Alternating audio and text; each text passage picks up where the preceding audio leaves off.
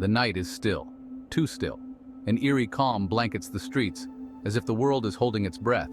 A chill wind whispers through the trees, carrying a silence more profound than any sound. It's a silence that seems to echo through the very soul, unsettling and unnerving.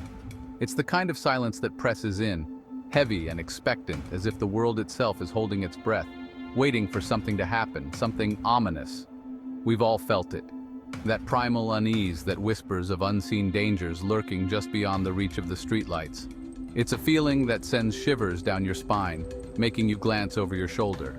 It's the chilling reminder that the line between civilization and savagery is razor thin. One moment, you're safe in the light. The next, you're plunged into darkness. And sometimes that line disappears completely, leaving you vulnerable and exposed to the unknown. This is the world of the silence of the lambs, a world where monsters don't just haunt our nightmares, they walk among us, hiding in plain sight. They blend in seamlessly, their true nature concealed. They are our neighbors, our colleagues, the faces we pass on the street, their true natures masked by an unsettling normalcy. We trust them, never suspecting the darkness that lies within. But beneath the surface, a darkness festers, driven by compulsions we can barely comprehend. It's a darkness that can erupt at any moment with devastating consequences. The book and the chilling film it inspired struck a chord with readers and viewers precisely because it tapped into our deepest fears, forcing us to confront the uncomfortable reality that the monsters we fear most aren't figments of our imagination. They are real and they walk among us. They are flesh and blood, living and breathing, hiding in plain sight.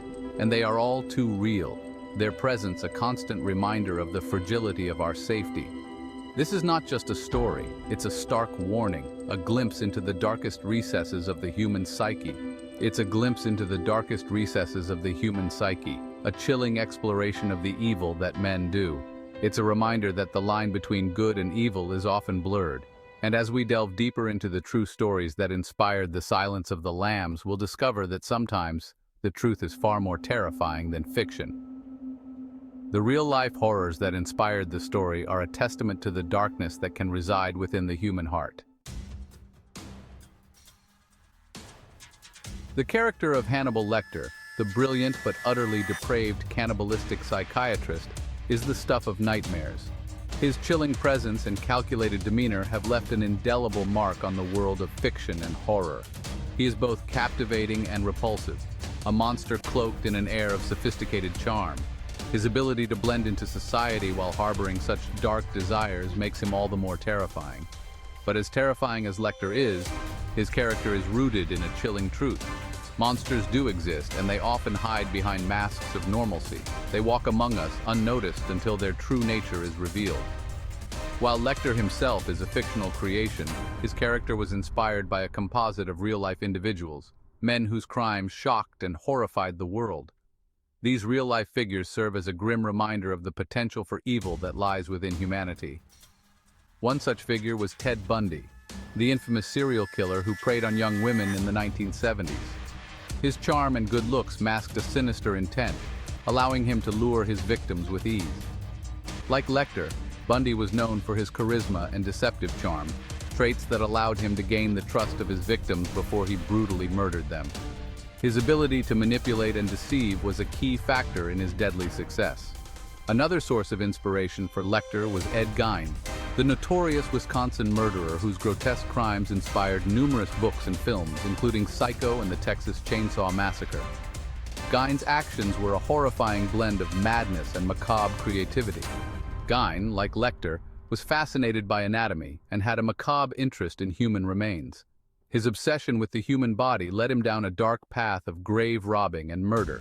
He exhumed corpses from local graveyards, fashioning trophies and furniture from their bones and skin. His gruesome handiwork shocked the nation and left a lasting legacy of horror. These real-life monsters, and others like them, provided the dark inspiration for Hannibal Lecter, demonstrating that the evil depicted in The Silence of the Lambs is not merely a product of fiction, but a terrifying reflection of the darkness that exists within the human heart. The line between reality and fiction blurs, reminding us that true horror often lies closer to home than we might like to believe. In The Silence of the Lambs, The FBI's Behavioral Science Unit plays a crucial role in the hunt for Buffalo Bill, the serial killer who skins his victims. The agents, including the young and ambitious Clarice Starling, are tasked with delving into the minds of killers, understanding their motivations, and predicting their next moves.